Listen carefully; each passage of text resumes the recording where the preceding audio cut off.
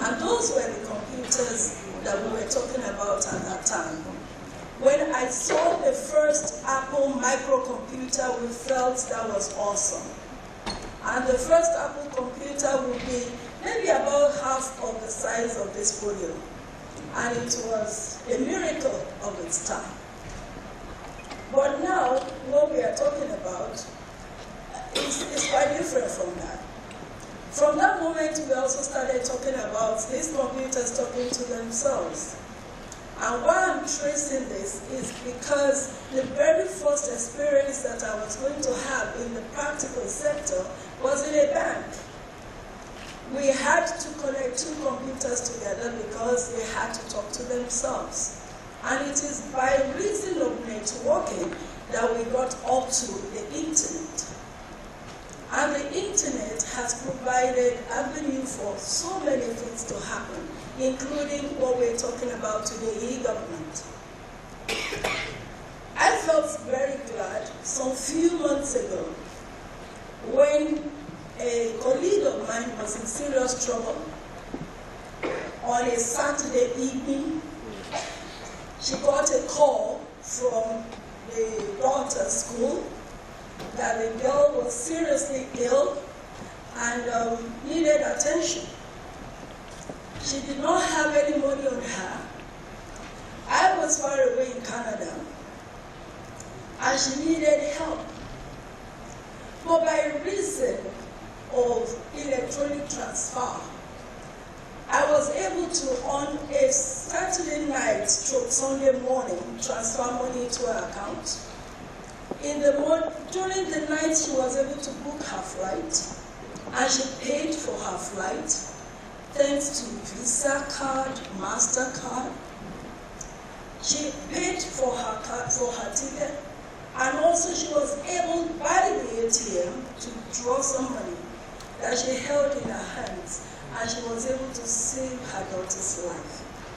She was on the plane on Sunday, and by the evening of Sunday, the child was in the hospital, the child was settled, the child was well. I think we're going to be glad about that. I don't think it's out of the way to clap, even though the faces are quite hard. Because I know I don't have much time, you can roll the presentation. I don't know if I can have this.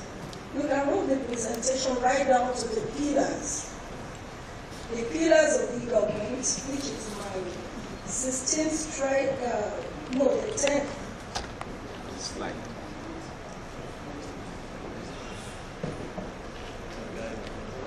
Please can you roll it down to 10? The pillars of eGovernment. I have in this hall the next one, please.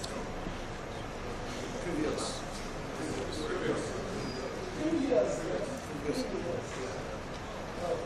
Yes, thank you.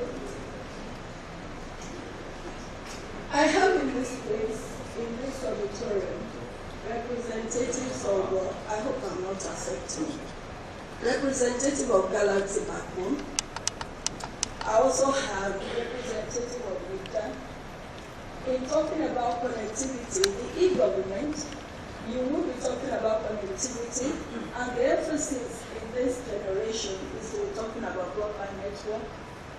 That we are not just talking about the Wi-Fis that we are all excited about, but that we would be able in our various homes, just as we have our homes built with electricity connect, that we would also have our ICT connects in the building, that our buildings will be smart buildings that will carry broadband networking. Also, that we will provide content. In the past few days, the Nigeria Computer Society people have been sitting talking about content on the internet. All that we have spent the whole of our time doing is to download. That we are looking at times when we are now uploading, that we have so much in the country that we will upload. Somebody said the old songs of maybe actually sang this song, but like Omo Pupa O, Omo Pupa Le, and all those kinds of songs that we had in the past. Where would we find the songs? We get on the internet to find the songs on the internet. How did we get them? We get them through books.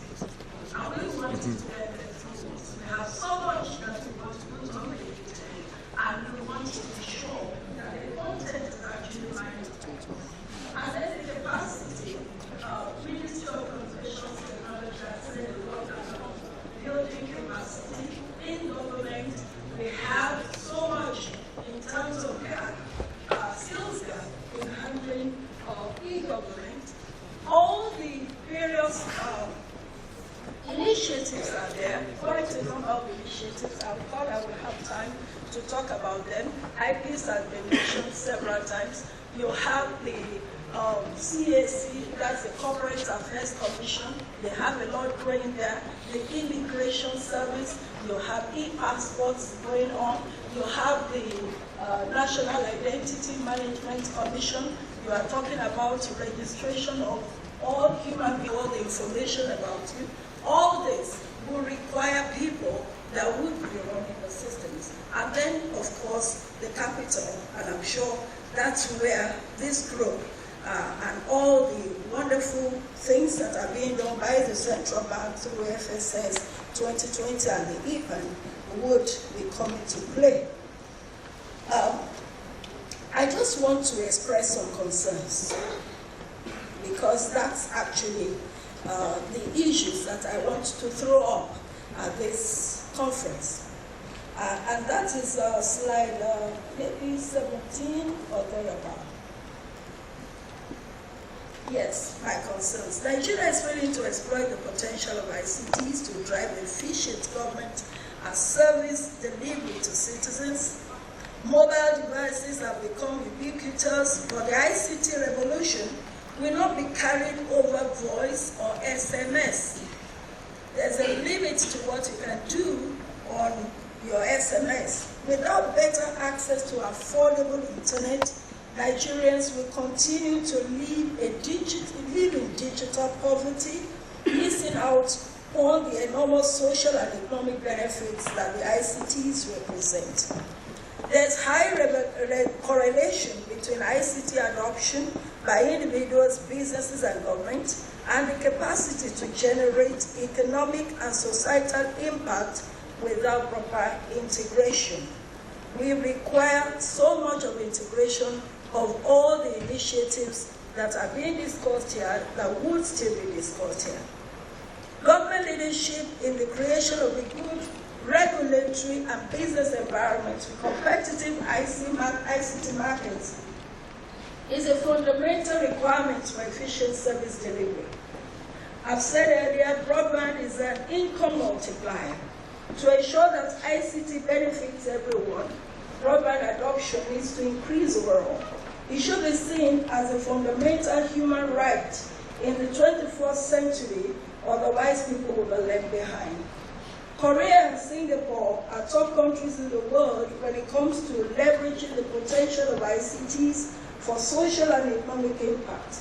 Yes, we can in Nigeria. And I have some suggestions, some way forward, which I believe would add some value to your discussions later as this conference goes on. One is that there's an establishment of comprehensive plans for maintaining and improving government online services and priority for our dear nation. Nigeria has what it takes. Thank you very much.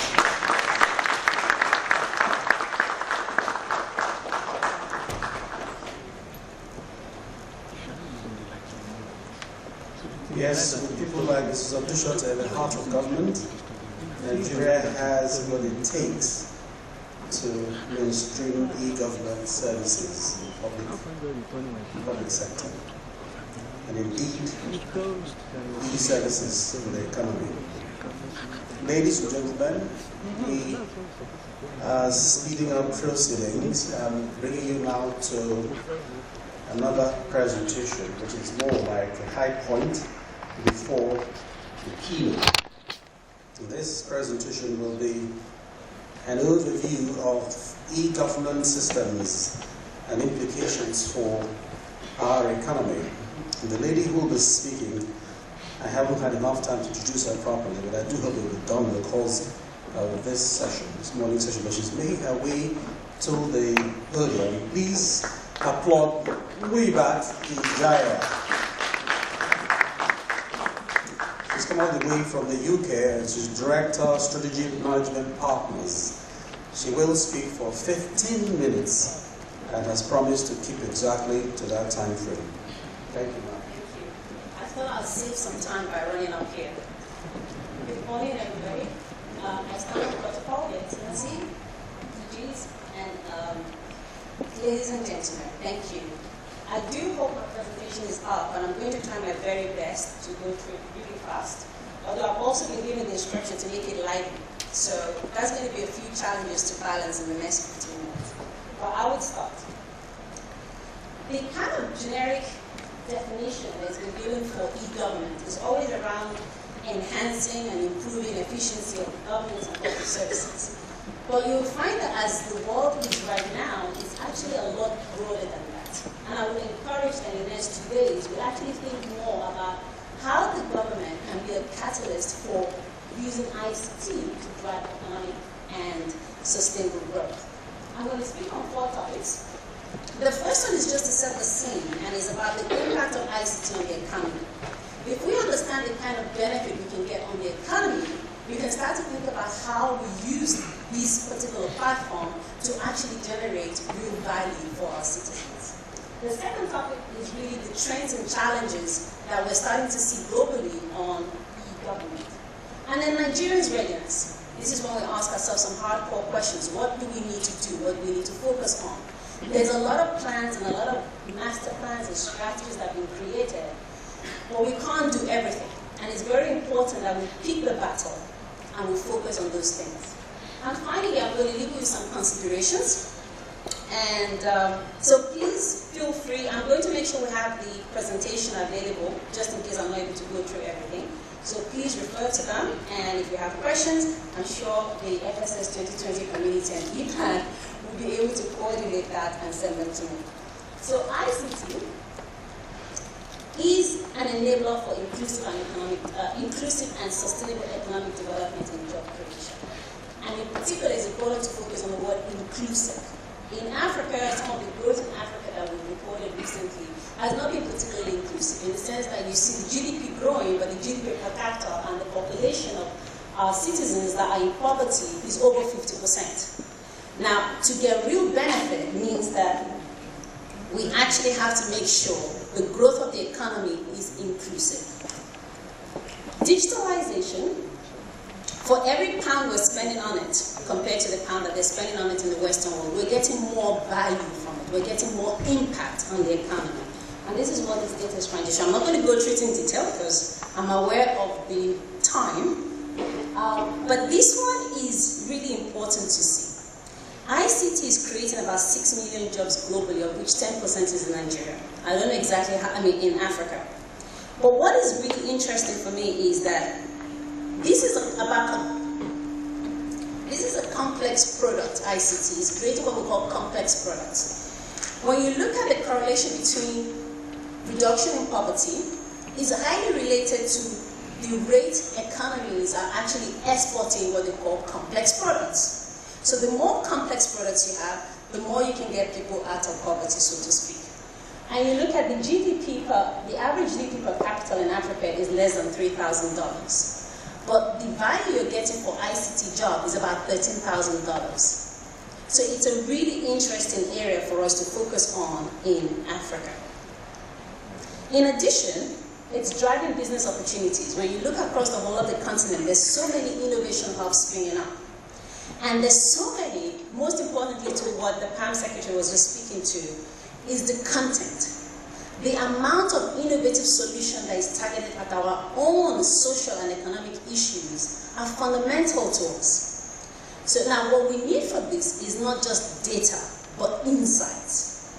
Imagine if we can provide as open data to the country, information around where the next, what they call the tree opportunity is, right? So if you're already producing things around leather, what is the next step that is actually we should be looking at to create this kind of complex product to improve export duty? Now, these are some of the things that the e-government, as far as I'm concerned, should be focusing on. How do we generate insights that will drive new business opportunities? It's been highlighted, the kind of new jobs that are coming out of ICT, but what I find interesting is some of these jobs did not exist when I was in university. And I was in university, I'm not going to tell you, because you might be able to guess my age. But let's just say, when I was in university, we didn't have some of these jobs. It wasn't some of the things that they discussed in career group, which is, do you want to be a chief listening officer? Right? But these are jobs that my younger sisters in university are now discussing. And a chief listening officer is somebody that can actually look at what's happening on the social media and pick up the trend and say, this is what the population wants, and then come up with solutions that help you to move forward. Then we're having things like app software developers, and we're coming up with concepts like data management, G-Cloud data management. This is very new. But what this targets is the young population. We look at the job profile or the national profile in Nigeria, and in a country where we have high youth unemployment. This is the kind of jobs that attracts them. This is what their generation is looking for. So I would say if we're having 1.6 graduates coming out into the market and we have less jobs for them, this is probably an area for the government to focus on. How do we leverage ICT for job creation? And I'm looking at the people in government directly, Your Excellency. Like, how do we encourage this? Now, this is an ecosystem that is not just the ICT. It breeds into education. What kind of curriculum do we need to have in the universities that is going to help us produce the kind of students that will come out, not looking for jobs alone, but also thinking about how do I become an employer? How do I become an entrepreneur that then employ other people? So we do have to look at not just the ICT industry, but also the education and the curriculum. I hope that was fast. I think I did that in a few minutes. So I'm going to move on to the trends. Now, I'm very, very excited about some of the things happening here, so I do hope I don't kind of overreact in some of them. But what is becoming much interesting is the broader role of e-government. So e-government is increasingly becoming about how government can use ICT to be catalyst for sustainable, inclusive economic development. So not just purely about efficiency or services online. This is being driven by a few things. One is reduction in administration burden. We've talked about that. We're really looking for, as citizens, we're looking for one-stop shop. It's really annoying for the citizens that we have to register like 10 or 12 times for different government institutions. So we've done, in Nigeria, we've done SIM registration. Then we're doing the banking biometric registration. Then we're going to do something for PENCOM registration. Then we're going to do something for some other institution. There has to be a way that part of the e-government strategy, so again, we're looking at NIDA, is that it's a once-only platform, once-only registration, and one-stop shop portal. The other one is about efficiency, accountability, and reduction in administrative cost in government. It seems over the years, the cost of government just keeps going up. And now that we've had the financial crisis, we're more aware of those costs of governments going up as citizens than before. And I would say, I mean, I have I'm Nigerian, but I have a relationship with the UK as well, which is, I would say, part of why a lot of us voted the Conservative is the ballooning cost of the Labour government. And this will become increasingly obvious also in developing countries. Increasing expectation of the citizens to participate in public affairs and decision making. So it's new here in Africa, and it's also relatively new in the developing world. But the idea that when the government wants to make a key policy decision, you're consulted and you have a right to vote. So you start to see trends like e-democracy, e-voting starting to come up. And even without those government setting the agenda for that, the citizens are already doing it on social media. So that's a global trend that's happening. And I had a personal experience of doing this, choosing the new vice chancellor for my old university. It was done completely online. And then we have increasing demand for public data and information. to foster innovation, support development of new business opportunities. This is where the Western world excels, because they change those public data into insights that companies can then use to create new businesses. It's not just about putting the data out there, because frankly, data that you can't actually make use of is useless to you. So it's about insights. Now, you find that countries like United Arab Emirates, they're starting to create within the Economic Development Board a unit that it's all about looking at public data and trying to generate insights that can be used in the different sectors. These are some of the things that we can learn from. And then, finally, the complex web and interdependencies of social and economic issues is completely at odds with the 19th century, and apologies to people in government, the 19th century silo-based bureaucratic government structures that we have. But at the same time, those structures are really important to really go deep, to do deep dive into those sectorial issues. So how do we bridge this? E-government platform has been very, very useful at doing this, at driving collaboration. But it's not just the platform itself, it's also the way we change our mindset. And I do think we have a good example here in Nigeria, which is the FSS 2020 platform.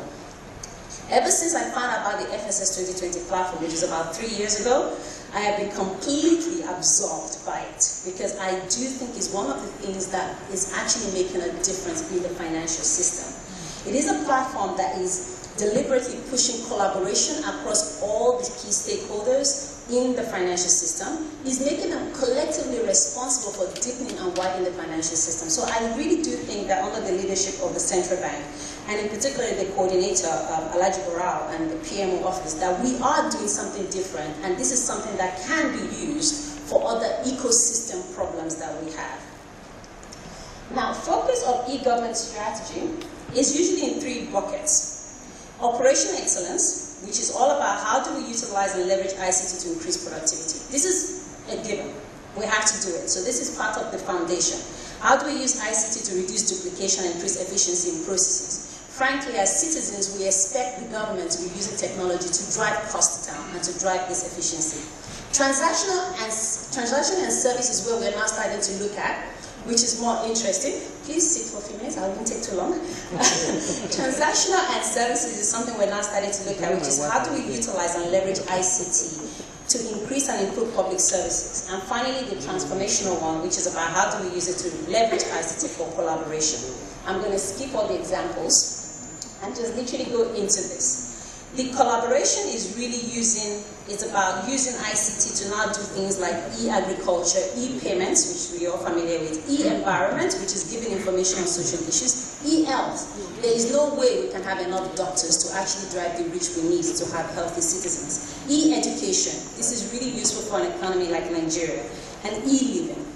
And finally, the future of competition belongs to countries that can effectively connect, engage, promote, and use ICT for job creation, entrepreneurship, productivity, and so on and so forth. I'm going to skip all the other section on readiness, but I'm going to go to my conclusion area.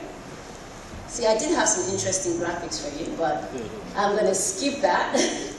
You can have it in your printout and go to some consideration. The first one is, I think we do have to acknowledge, we're always so used to beating ourselves down, but we have to acknowledge some of the wonderful things that we're starting to do in the country, which has been presented. But most importantly, we have some really good plans, but we have to move to implementation.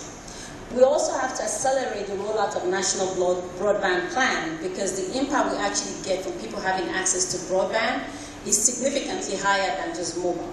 And we have to accelerate that. And I know there's some things that's been done, but for me, it's not fast enough. So as a young generation that's completely addicted to IT solution, I find it frustrating when I switch on my phone and I'm not immediately connected. Finally, we have to bear this in mind. E-government solutions have a high rate of failure. This is because usually we plan things, and by the time we actually get to execute, those plans have become history. The technology solution has moved on. We're starting to talk about things like e-participation, but it's actually moved on. So if we don't hurry up, we're actually behind, and we're now implementing things that are already old.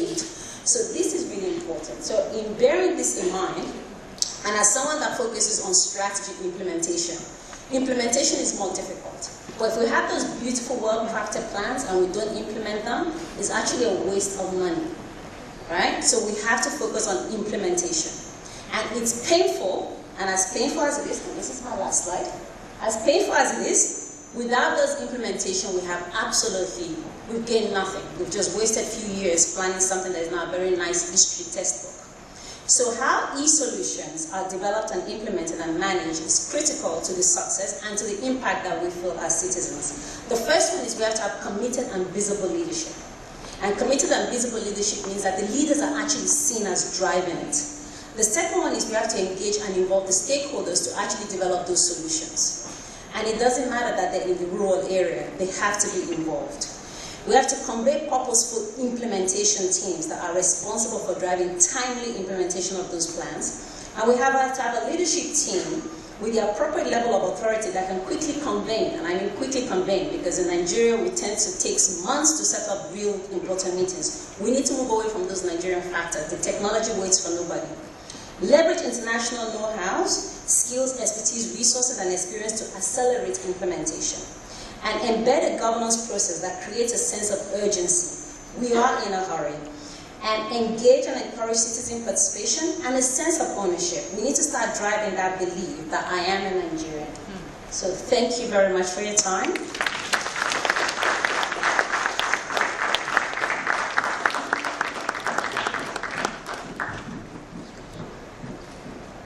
Webat was scheduled to speak for 30 minutes. And we were only able to give her 15 minutes, and it's sad that she had to be flown in from the UK for just this short presentation. But the good news is she will be with us for the 2 days and will enrich the deliberations and conversations that will follow the opening ceremony. But a little more comments on the presentation. I would like to mention the Nigerian-owned government-catalyzed innovation hub. We didn't feature in that slide about hubs. It's called the Idea Hub. The Idea Hub actually had cohorts that made it to the first top 40 startups in Africa. And they were on display in the Demo Africa 2014. 5 are now being incubated in the Silicon Valley. That's good news for Nigeria and the Nigerian government. And you're not the only one who was dragged totally by the FSS 2020. I am also in love with that project. I do know that financial inclusion is very critical to the development of economies. So, fantastic job that the stakeholders are doing, led by the CBN. And talking about FSS 2020, I must at this point bring up the head of the program office, who will not take 15 minutes, but I will shorten his time to 8, not 10, 8 minutes. Please put your hands together for Engineer Joku. He will be taking us through the journey so far on the financial system strategy. Thank you very much. I'm appearing for the second time. Your Excellency, I stand on the existing protocol. I felt very, very uncomfortable keeping you and indeed the Governor of the Central Bank here and the Permanent Secretary political affairs here for longer than necessary. We are deeply indebted and we appreciate your comments. Thank you for being with us. But it will be a bit out of place if we leave without having some few words about what FSS 2020 is all about and what can we do to help. It will be difficult to do that in 15 minutes, but I'll give a very heavy highlight. Sometimes in 2005, groups of people came reminding us about the potentials that are inherent here and how we can take the world to the next level.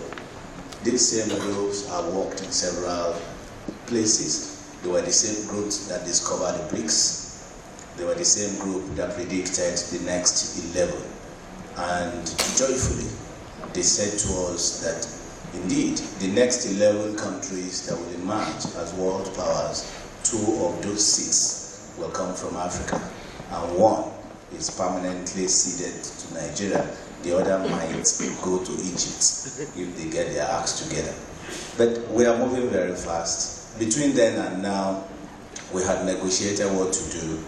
They initially gave a plan of about 20 years to arrive at the destination, meaning that we'll be looking at about benchmark date of 2025. Government negotiated for 15 years, hence the destination date 2020.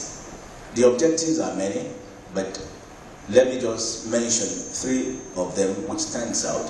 Why do we come together? We want to reorganize the domestic financial markets in Nigeria. We want to ensure that we integrate these domestic financial markets and allow them to enjoy economies of scale, collaboration, alliance with other markets externally. We want to create a hub in Africa situated here in Nigeria, because Nigeria not only constitutes about 20% of Africa, Nigeria is a world power on its own when it comes to the black world. We have done quite a lot. Between 2005 and 2012, we tinkered with a lot of initiatives, well over 700 of them. We couldn't get enough traction, so we decided to refine the strategy. We brought in the Palladium Group. By the way, that group was what gave us the opportunity to discover Muibat before she eventually sets up her own practice. So she helped us to refine the strategy. We now have 25 transformational programs that we believe will reposition the economy of Nigeria if properly attended to. And good news is that the first of our transformational programs was actually started in the last administration by the Ministry of Finance. That is the creation of the mortgage refinancing company. That's our own program. And the remaining 24 are there, many of them job creation, so that the governor can go back after 4 years and ask for re-election when you are able to employ a lot of more people. You need us, we will come to you so that we can work together to reposition Anambra and reposition Nigeria. I know other things that we're trying to do. We've gone to the National Assembly to look for laws. The first package of our laws, about 4 of them, began its journey in 2008. Not until Wednesday, the 3rd of June, just this last assembly, the 7th assembly, that we're lucky to have 3 of our laws as part of the 46 that were treated last by the 7th assembly. And I must quickly take advantage of this to correct the misgiving that they were done in 10 minutes. They were not. Indeed, we stayed in that assembly with them for a period of 8 years. So 3 of our laws are now receiving attention of Mr. President, and we have no doubt, with all the good signals that we're getting, that those laws will become laws very shortly when we receive the President's assent. The laws are the law that will help us to have a financial ombudsman service, so that irregularities in the financial services, whichever way, wrong computation, wrong interest, non-payment, and whatever, they could be easily corrected. It's a way to just help the system to move forward. And I must also add that the Central Bank promoted that, and in doing that, they have even had a desk or a department called Consumer Protection that was used to midwife that. Our recommendation in implementing this new law is that the Consumer Protection Department be allowed to stay. And indeed, we use the opportunity to encourage other implementing institutions to come up with similar desks or similar units in the organization, so that the Financial Services Ombudsman Service can be helped when it comes into full stream. The second law is the setting up of the International Financial Center, which is very important. That's exactly what Dubai did for them to be where they are today. We had adopted the engineered model. Again, the good news is that we have our Mark Atasie, who's been working with us on this as the local, or if you like, resident consultant.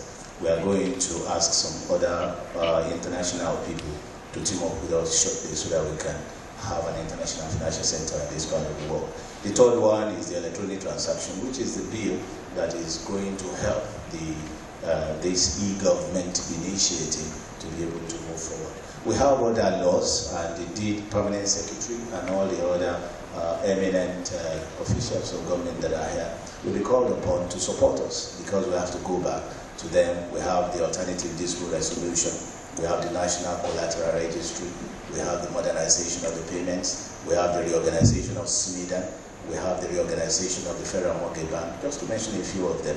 Several of these laws are ready, and we're sure if and when Nigeria is ready to fly, we are equally ready there. Nigeria has what it takes to rule the world. I don't have any doubt at all. That will be there very shortly. Thank you for giving me the opportunity.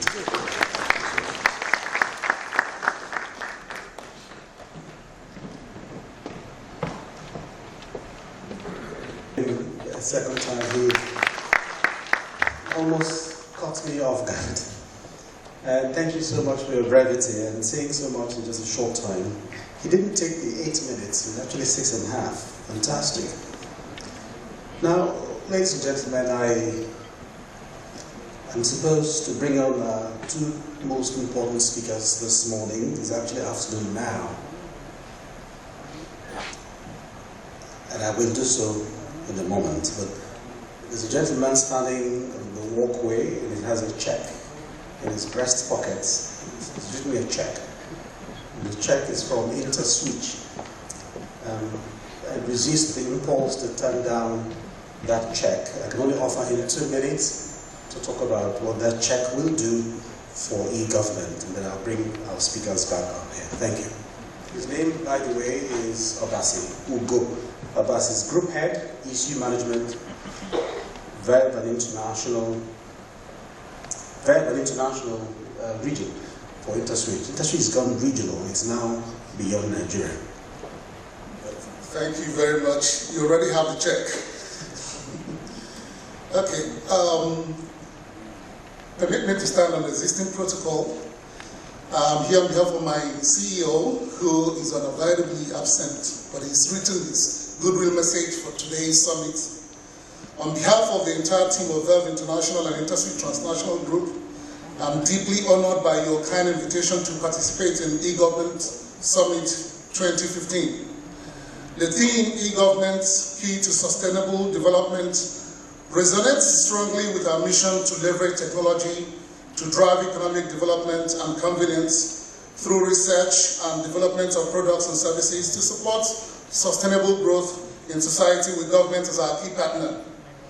For over 12 years now, we have remained at the forefront of providing world-class payment technology for sustainable growth in Nigeria. We have done this through our partnerships with the federal government, Central Bank of Nigeria, state governments, financial institutions, MDAs, educational bodies, and other partners, and through the development of several key products and services, such as our Smart Government initiative, utilizing various online and offline payments and collection solutions, and a variety of payment cards, including tax cards, social benefit cards, identity cards, and bursary cards, to name a few. Today's event is very significant in many ways.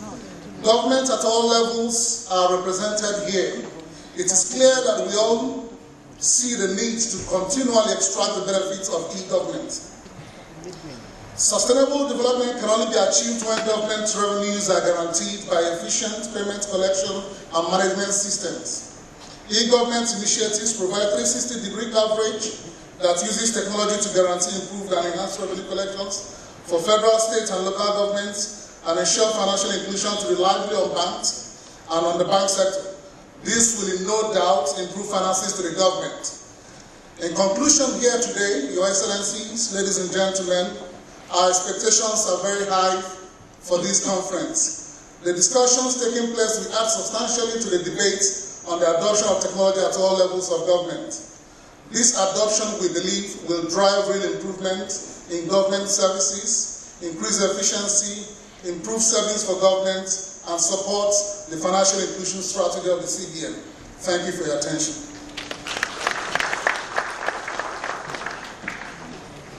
I confess that I haven't seen the check. So I had to stop him at 2 minutes. But the check will come. There is still further additions. We will have him come back next year about this time.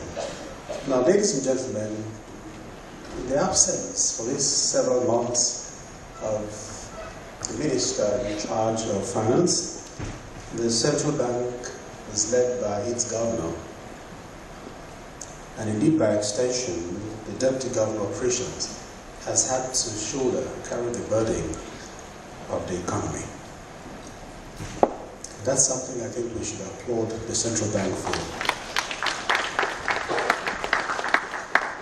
It's for that singular reason that the CBN is the chair of this occasion. And the governor is represented very, very ably by the deputy governor of operations. It's now my pleasure to ask you to please join me in welcoming onto the podium the deputy governor of operations, Alhaji Suleiman Barao.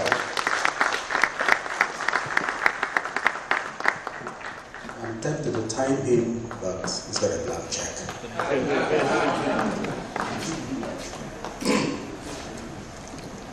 Sorry, MC, you can't really, time me because I'm reading somebody's speech. So you have to, if you tell me, I'll have to tell him. Your Excellency, the Executive Governor of Anambra State, Chief Dr. Willie Obiano, thank you very much for coming, sir. Because of time, let me recognize other distinguished guests on the high table. Gentlemen of the press, distinguished guests, ladies and gentlemen. Let me apologize on behalf of the governor for not being here physically today.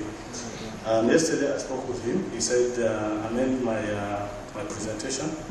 He was in the UK. I'll take the first flight to come, and I'll be here. Unfortunately, because of conflicting objective of state, he's not able to be here. So, Excellency, I apologize on behalf of the governor, and I apologize to you, ladies and gentlemen. This is eGovernment Summit. I noticed that many people came with prepared hard copy speeches. But I also noticed that some people came with their iPads. I just wanted to say that I'm compliant. I can do it for the iPad. Because even Mark did not read from his iPad, I'll read the governor's speech. I'm very pleased to welcome you all to the annual eGovernment Summit for 2015. This summit could not have come at a better time than now, when the nation just recently witnessed the passing of the three Financial System Strategy 2020 bills by the 7th Assembly. One of the three bills passed by the National Assembly is the Electronic Transactions Bill. It is also the time that the management of the Central Bank of Nigeria is taking several initiatives to deepen the payment system through, first, the recent review of the Payment System Vision 2020, which is part of the FSS 2020 strategy, and two, the inauguration of the Payment System Board to provide leadership at the top of governance for the payment system supervision in Nigeria. These indeed are giving us the much needed confidence to support and partner with EPAN to host this summit, whose theme is eGovernment, key to sustainable development. Let me at this juncture state that the Central Bank of Nigeria through the FSS 2020 will continue to support activities that will deepen Nigeria's financial system. The FSS 2020, which, as Joko said, was given approval by the then late President Umaru Yar'Adua in 2008, is a national reform program aimed at developing and transforming Nigeria's financial system into a catalyst for growth, to fast-track the attainment of Nigeria's desire to be one of the top 20 largest economies in the world by the year 2020, and to make Nigeria take its rightful position as Africa's financial hub. The strategic objectives of FSS 2020 are therefore to strengthen and deepen Nigeria's domestic financial markets, to enhance the integration of the domestic market with international and external financial markets, and then thirdly, to support the real sector. FSS 2020 vision today, after it was crafted recently, is to make Nigeria the safest and most diversified growing economy among emerging markets. The first vision was heavily assisted in being crafted by Mark Atese of Nexon. The second vision was heavily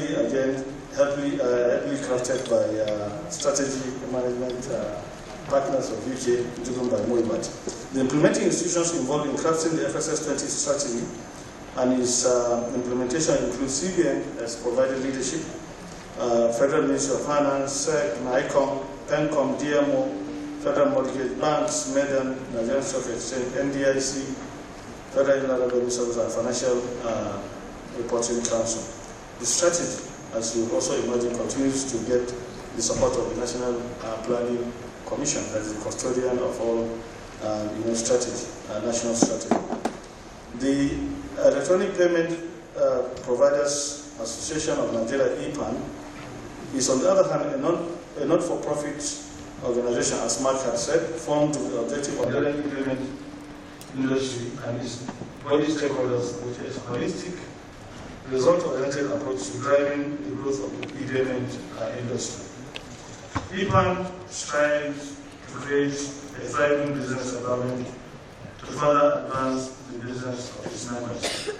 EPAN's priority is to assist members in influencing the development of appropriate standards for the common benefit of the electronic payment industry, and it will also provide a forum for cutting-edge discussions and projects on issues around e-payment and self-service, among others. EPAN is therefore poised to serve as change drivers, facilitating and ensuring the framework for the achievement of the objectives of FSS 2020 ICT strategy have largely been made in the passage of the electronic payments bill, and its further support that we are witnessing through today through the eGovernment Summit 2015. Now let me focus on the objectives as stated of the summit. In today's world, governments are looking forward for powerful tools to reinvent themselves. They are being encouraged to transform from traditional departmentalization and traditional bureaucratic paradigm which emphasizes standardization, departmentalization and operational cost efficiency to the e-government paradigm which emphasizes coordinated network building, external collaboration and citizen-oriented service. This growing interest in e-government raises the question of how governments can efficiently and effectively improve their services to its citizens. E-government becomes especially important given its potential to reduce costs and improve service delivery compared with traditional modes of governance. In 2009, the federal government of Nigeria directed that all of its financial transactions be carried out electronically to ensure transparency and accountability. Similarly, in 2011, the Central Bank of Nigeria introduced a new policy that transited Nigeria from its heavy dependence on cash to a cashless economy. The imperatives of e-government as part of the whole strategy can therefore not be overemphasized. The benefits to be derived from the current summit therefore include the following: support for capacity building for public sector on e-government, provide the participation of the private sector, encourage innovative approaches to foster knowledge sharing, and partnerships where outstanding best practices are recognized and priced at the global level.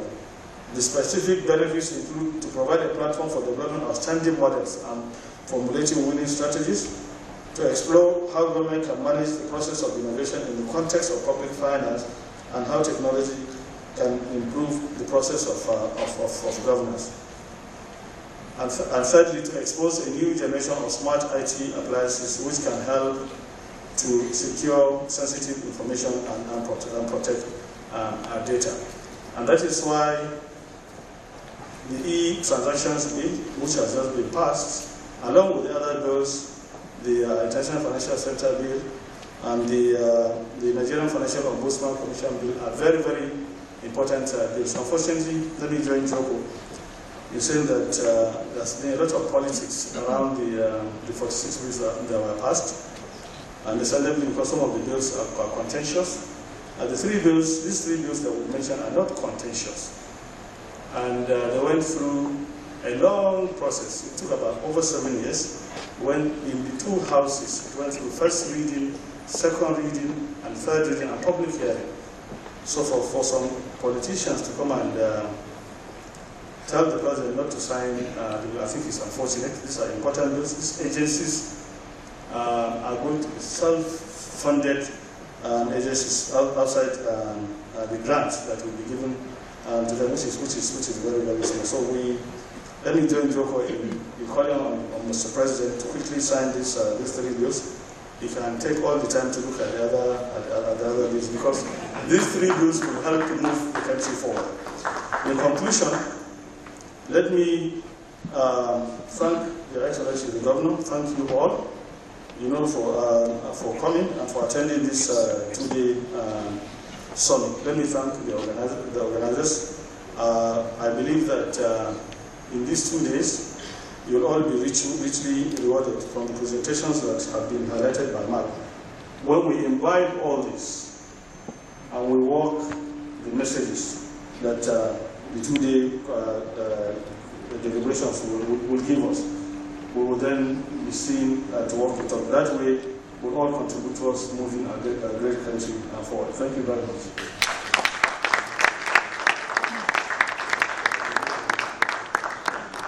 I'd like to ask Deputy Governor to tarry a while.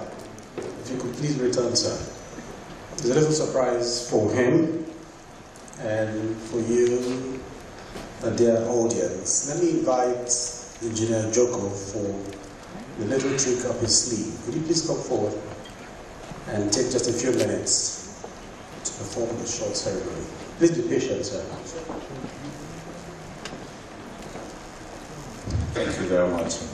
At this time, we have requested that our coordinator, the indefatigable Suleiman Barao, Deputy Governor of Operations, who has been extremely supportive over these 10 years to keep the flag flying, to remain, and help us with the support of the Permanent Secretary of Political Affairs, who is also to come upstairs to help us decorate the Executive Governor of the Anambra State with the lapel pin of the executive.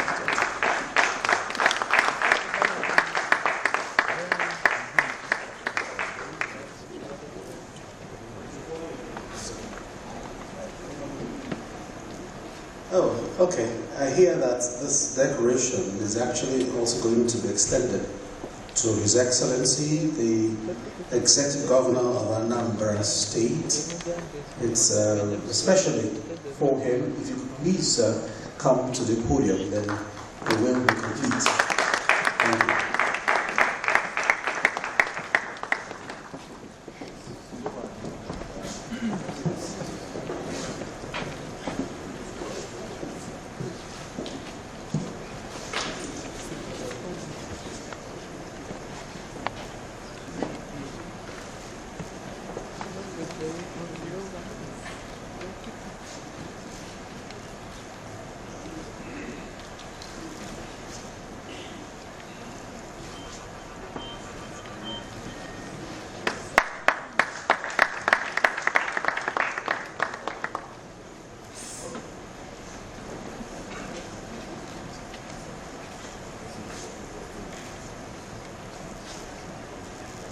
Ladies and gentlemen, we would like to invite the coordinator of the FSI's 2020 program to decorate the permanent secretary.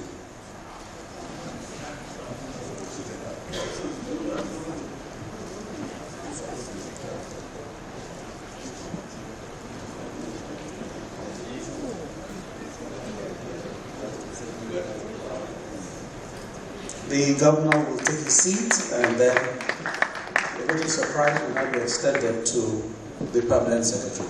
Thank you.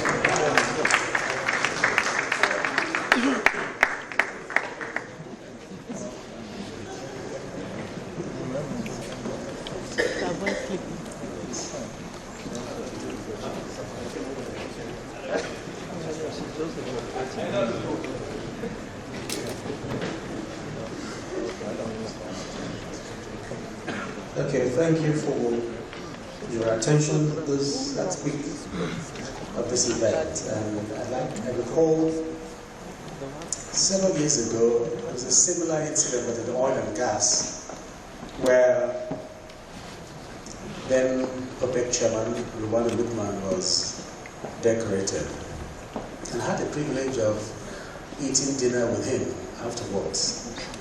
He was soft-spoken. I didn't know he could tell stories. And at the dinner, he told the story of the community somewhere in the far north, where they had a sage, a wise man who had lived with them for a long time, and they were worried that he could pass on anytime soon. So they got together and sent an emissary to him, asking him to be their special guest after July prayers and speak to them some words of wisdom, so he would not pass on all the knowledge he had. It took time for him to agree, but he accepted. And after July prayers, he came. And when he got onto the podium, he asked them a simple question. O ye people, do you know what I'm about to tell you now? Of course, they said, no, we don't. He said, in that case, I have no business speaking to ignorant people. And he stepped out and walked away. They would have none of it. So next Friday, they sent emissaries again to plead with him. They really wanted to hear him. And he agreed and came back, got up to the podium and asked them the same question. Same question. Oh, ye people, do you know what I'm about to tell you now? This time they were wiser. They said, no, we don't. No, they said, yes, we do. And he said, well, since you do, then I have no business telling you anything. And he walked home. That time they insisted that this man may pass on, they needed to hear him, and he agreed to speak. But at that time, incidentally, he asked the same question, strangely. O ye people, do you know what I'm about to tell you now? They were indeed a lot wiser this time. So they said, some of us do, and some of us don't. And then he said to them, let those of you who do, and those of you who don't. Now, the executive governor of Anambra State is not an old man. He's young, energetic, and handsome. But I don't know what he will tell you. But I do know that he has something to say.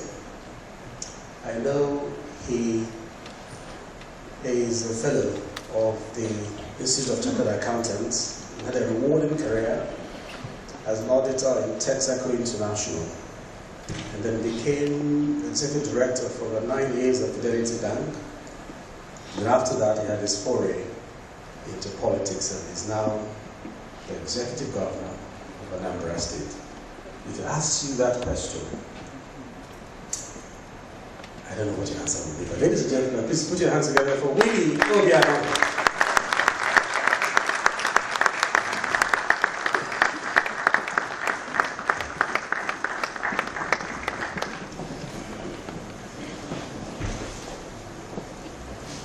Please sit down.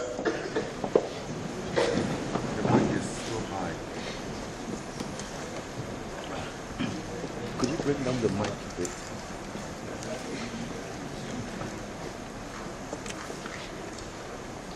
The Governor of Central Bank, ably represented by a good friend of mine and a professional colleague in the banking industry, Deputy Governor of Central Bank Operations, Alhaji Suleiman Bara. I would like to stand on the protocol ably established by the Conqueror. Oh, you people, do you know what I want to tell you now?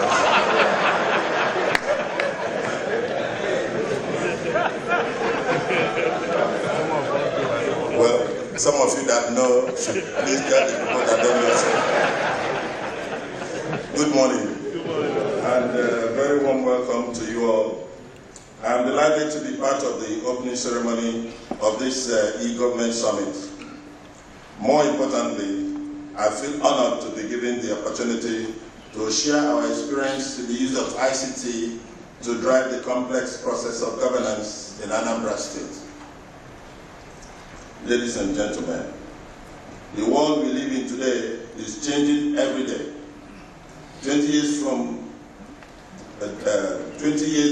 the world of our children who live in is better left to imagination. ICT has changed everything and is bound to change everything in a more dramatic and profound way. The impact of ICT on world civilization is so rapid and so compelling that it is now futile to imagine any form of change without technology. And all over the world today, almost everyone carries one form of ICT device or the other from place to place. In spite of this, analysts even envisaged a higher dependence on ICT in the future. The Anambra State scenario. Anambra State occupies a special position in Nigeria as one of the most forward-looking states. We pride ourselves as the home of innovation and indigenous technology in West Africa. That is part of the reason why our motto is the light of the nation. Anambra has a thriving auto spare parts industry in Nnewi that has defined Nigeria's harsh economic environment over the years. We recently also signed on Richpon Nigeria Limited, who will be packaging heavy-duty equipment to support our agric and road construction works. Today, Nnewi is the home of Nigeria's first indigenous auto manufacturing plant. My brother, Chief Innocent Chukuma of Innocent Vehicle Manufacturing Limited, gave us this extraordinary advantage. Besides Innocent, there are many other innovative minds that are driving technology changes in Anambra State. As most of you already know, we have done area mapping of our capital city, Awka territory, and we will complete the area mapping of the whole of Anambra before the end of October 2015. In view of this fact and in the appreciation of Anambra's many other comparative advantages, my administration decided to be very organized in our approach to governance. Borrowing from my private sector experience, we started by outlining our vision and mission for the state. Accordingly, we said that our vision is to make Anambra State first choice investment destination and the most preferred location to site new industries. We also committed to the mission of creating a socially stable, business-friendly environment that will attract both indigenes and foreigners to seek wealth-creating opportunities in Anambra State. These are the basic philosophies that have driven us from inauguration. Driven by these basic philosophies, rolled out an economic blueprint known as the 4 pillars of development, namely in agriculture, trade and commerce, industrialization, and oil and gas. These are the levers through which all our efforts to develop Anambra State are rooted to achieve our set objectives. In addition, we also have a blueprint on ICT and e-government that we developed in my first 100 days in office. The beauty of having a clearly defined approach to governance is that everything easily falls in place. It helps to set up a clear process. ICT solutions work better where there is a clear process. In fact, it is inconceivable to implement a successful e-government without a robust process in place. At this juncture, it may be instructive to point out that our stringent implementation of our clear vision and mission and strict adherence to process-driven ICT-powered practices in governance has been roundly acknowledged. In fact, in March this year, the Federation Accounts Subcommittee on International Public Sector Accounting System, IPSAS, ranked Anambra as the highest in transparency in governance. The survey reviewed the limitations, activation, and IT support of the states, which involves proper procurement procedures and the adoption of the accounting software, as well as go live, which means deployment readiness, budget conversion, data migration, and IPSAS compliant bookkeeping. Anambra became IPSAS compliant when we adopted the set standards and set up the proper IT backbone to power our processes. Indeed, Anambra State has benefited enormously from a structured process and efficient use of ICT in our drive for increased revenue. The reorganization of our processes and the determined use of technology have helped us to increase our monthly internally generated revenue from barely $500 million naira when I took over to well over 1.4 billion in 1 year.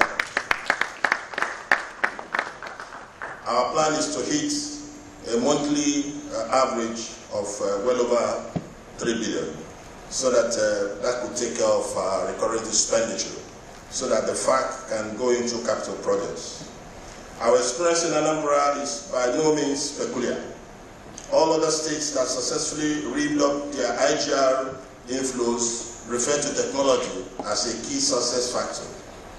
Similarly, when we have also used ICT to fight crime and criminals in Anambra State, provide a dependable security network, and manage the large workforce of the state by building a comprehensive data bank. In fact, without the support of the ICT,